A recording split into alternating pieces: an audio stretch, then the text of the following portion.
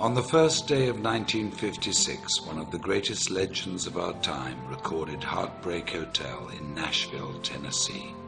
His name was Elvis Presley, and this, his first hit, officially introduced him to the American national music consciousness. The song was inspired by a young man who died an untimely death and evoked the last words, "I walk a lonely street."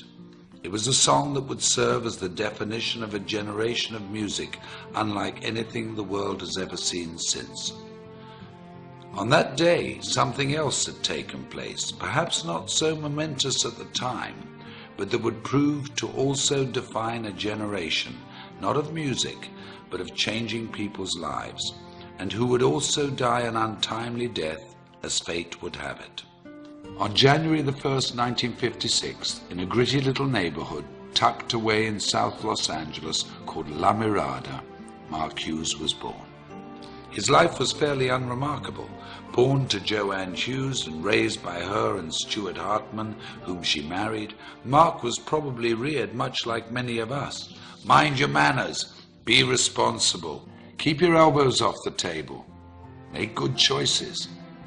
He was skinny and good-looking, polite and friendly, and very protective of his two younger brothers. The quietest of the three boys, he'd inherited his mother's good looks and Stuart's focus and intensity. Like many families of the day, Joanne and Stuart moved the family to Camarillo to try to provide a better life for them, to build a future and keep the family safe. And like many other families of the day, their not-so-picture-perfect marriage fell apart and resulted in a divorce that would change the family forever. Mark's childhood was like many in the growing suburban community: school, day trips to the Channel Islands, bicycle rides and fishing outings. That all came to an end after the divorce, and Joanne began to chase her youth, trying fad diet after fad diet. It was a scary time for Mark, and when Joanne became sick in 1969, when Mark was just 13 years of age, the family returned to La Mirada.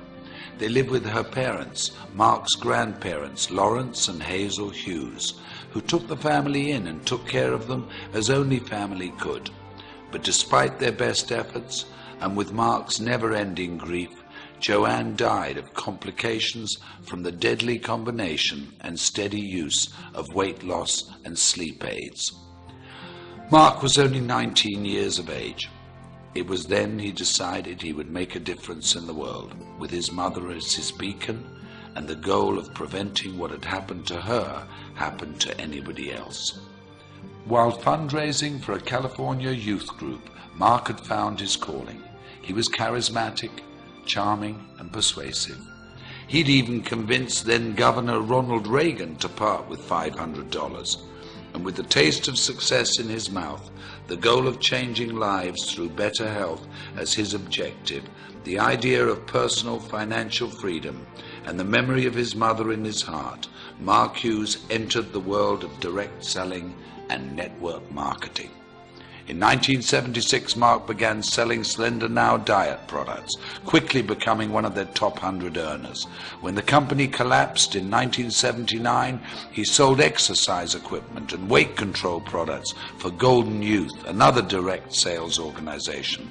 And when Golden Youth also failed, Mark decided to start his own company. Intrigued by the Eastern philosophy of herbal medicine, combined with the vitamin and mineral technology of the West, he co-developed a line of products that promised a bold 100% satisfaction guaranteed or your money back. At 24 years of age, Mark Reynolds Hughes, having taken his mother's maiden name, introduced Herbalife in the United States and single-handedly rewrote direct selling history. Unremarkable turned quite remarkable, if you ask me. I often wonder what he would think if he could see us today, sitting here in this arena, looking at how big our organizations have grown, reflecting on the company's incredible retention rate, tasting our new products, walking into a nutrition club, celebrating success at a new President's Team experience, how proud he would be. How incredibly happy we would have made him. I know in my heart, as many of you do in yours, that his light is what has made this possible, that his vision is what fuels us, that we are forever changed because of his influence on us and his belief that despite what we may think of ourselves every now and again, we're truly remarkable human beings. What a gift we've been given. What an incredible, invaluable, unique gift.